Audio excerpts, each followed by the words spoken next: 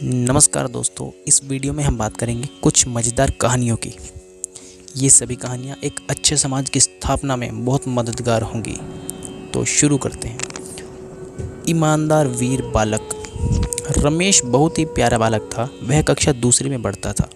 रमेश विद्यालय में स्वतंत्रता दिवस का राष्ट्रीय त्यौहार मनाने जाने वाला था।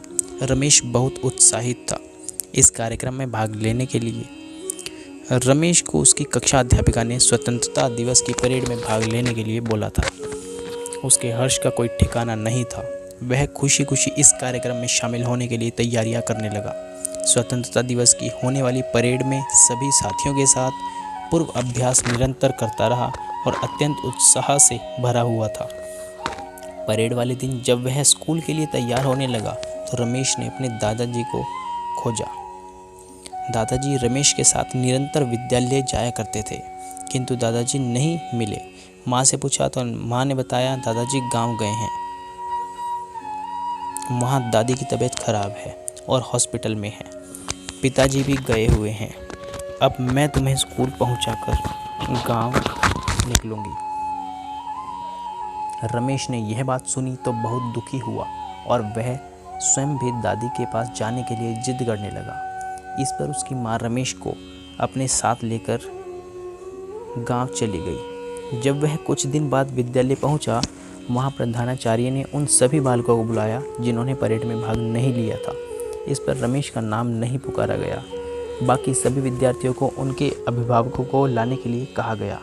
रमेश ने सोचा कि मेरा नाम प्रधानाचार्य ने नहीं बोला, लगता है वह भूल गए होंगे। रमेश प्रधानाचार्य के ऑफिस में गया और उसने प्रधानाचार्य से कहा, मैं भी उस दिन परेड में नहीं आया था, मगर आपने मेरा नाम नहीं लिया। क्या मुझे भी अपने माता पिता को बुलाकर लाना है? रमेश के इस सरल स्वभाव को देखकर प्राचार्य खुशी व्यक्त करने लगे और उन्होंने रमेश से कहा कि तुम्हारे माता पिता ने फ़ोन करके तुम्हारे स्कूल ना आने का कारण मुझे पहले ही बता दिया था। तुम्हारी ईमानदारी से मुझे खुशी हुई। तुम्हें अच्छे से पढ़ाई करनी चाहिए और अगली बार परेड में निश्चित रूप से तुम भाग ले सकोगे। नैतिक शिक्षा। इस कहानी से हमें ये शिक्षा मिलती है कि हमें सदैव सत्य बोलना चाहिए और सत्य का साथ देना चाहिए। व्यक्ति का स्वभाव ही उस व्यक्ति का परिचय होता है। दूसरी कहानी, संगति का असर। राम श्याम दो भाई थे। दोनों एक ही विद्यालय में पढ़ा करते थे, यहाँ तक कि एक ही कक्षा में। किंतु राम पढ़ने में होनहार था, वहीं उसका भाई श्याम पढ़ने से बचता था और ना पढ़ने के ढेरों बहाने ढूंढता था। राम के दोस्त पढ़ने वाले थे और श्याम के दोस्त ना पढ़ने वाले और काम चोरी करने वाले थे। राम अपने भाई श्याम को उन दोस्तों से बचने के लिए कहा करता था, मगर श्याम उसे डांट देता और कहता, अपने काम से काम रखो। श्याम के दोस्त घर से स्कूल जाने के लिए निकलते और रास्ते में कहीं और चले जाते।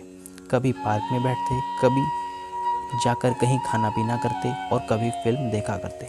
श्याम भी उनकी संगति में आ गया। वह भी धीरे धीरे स्कूल जाने से बचने लगा। श्याम भी उन दोस्तों के साथ बाहर खाना पीना और घूमना सभी करने लगा। राम उसके इस प्रकार की धोखाधड़ी से बहुत चिंतित था। श्याम से परीक्षा में फेल होने की बात भी कही, मगर श्याम ने नहीं माना। एक दिन की बात है, श्याम स्कूल जा रहा था। उसके दोस्त मिल गए और उन्होंने कहा, आज स्कूल नहीं जाना है। हम सभी दोस्त अपने एक दोस्त के जन्मदिन पर जा रहे हैं और बाहर खाना पीना करेंगे, खूब मौज करेंगे। पहले तो श्याम ने मना किया, किंतु दोस्तों के बार बार कहने पर वह उनके साथ चला गया। श्याम और उसके मित्रों ने खूब पार्टी की और उस दिन स्कूल नहीं गए। इस प्रकार का काम वह और उसके दोस्त निरंतर करने लगे। परीक्षा हुई जिसमें श्याम और उसके दोस्त सफल नहीं हो पाए और वे फेल हो गए। राम ने इस बार भी और बार की तरह प्रथम स्थान प्राप्त किया।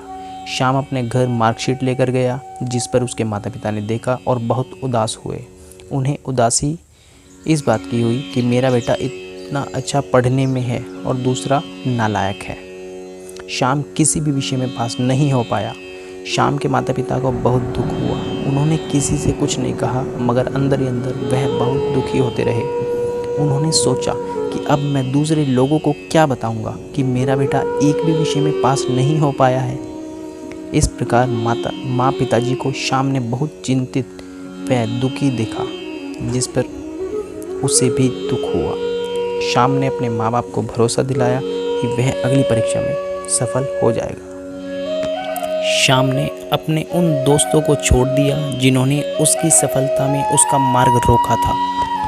उन सभी छल और कपट करने वाले दोस्तों को छोड़कर अपनी पढ़ाई में ध्यान लगाया।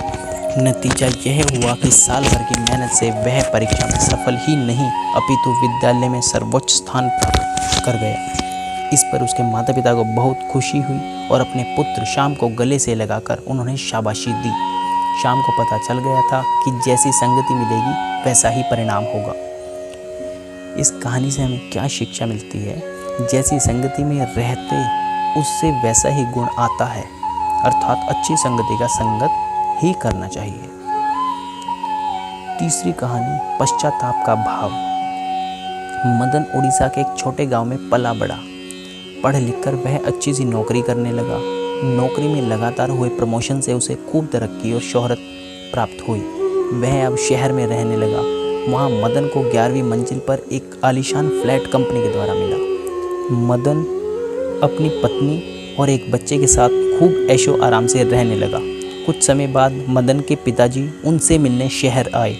उसके पिताजी बेहद ही वृद्ध और सरल और निश्चल स्वभाव के व्यक्ति थे। उन पर समय का प्रभाव स्पष्ट देखा जा सकता था।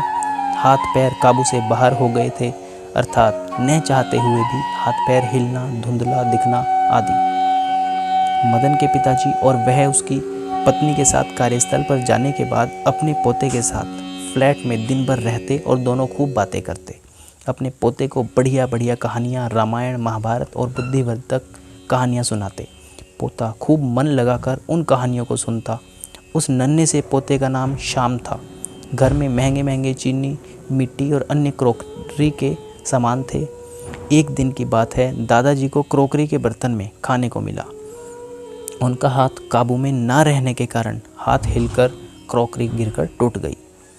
इस पर मदन की पत्नी ने बाजार से एक लकड़ी का बर्तन सेट लिया जिसमें थाली, कटोरी आदि शामिल था। अब दादाजी को नित्य प्रतिदिन उन बर्तनों में खाना मिलने लगा। दादाजी को इन बातों का तो बुरा लगा, किंतु उन्होंने किसी से नहीं कहा। एक दिन शाम खेल खेल में लकड़ी से कुछ बर्तन बना रहा था। इस पर मदन और उनकी पत्नी यानी कि श्याम के मम्मी पापा ने डांट लगाई और कारण पूछा कि यह क्या कर रहे हो? मैं लकड़ी के कटोरे और बर्तन बना रहा हूँ। इस पर श्याम के मम्मी पापा ने पूछा कि इसकी क्या आवश्यकता है, इसे क्यों बना रहे हो? श्याम ने जवाब दिया कि जब आप बूढ़े होंगे तो आपको इस बर्तन की ज़रूरत पड़ेगी, इसलिए बना रहा हूँ। अब मदन और उनकी पत्नी को अपनी गलती का पछतावा हुआ। दोनों पति पत्नी ने पिताजी से पैर छूकर क्षमा याचना की। बड़े लोग स्वभाव के सरल होते हैं, अतः उनसे माफ़ी मिलने में देरी नहीं लगती। इस कहानी से हमें शिक्षा मिलती है, जैसा कर्म करते हैं फल भी वैसा ही मिलता है, अतः अच्छे कर्म करने चाहिए। आई होप आपको ये कहानियाँ पसंद आई होंगी। ज़रूर लाइक, शेयर और कमेंट करें। इसी टाइप की और वीडियोस चाहते हैं तो चैनल को सब्सक्राइब करें, बेल आइकन प्रेस करें। Thank you very much.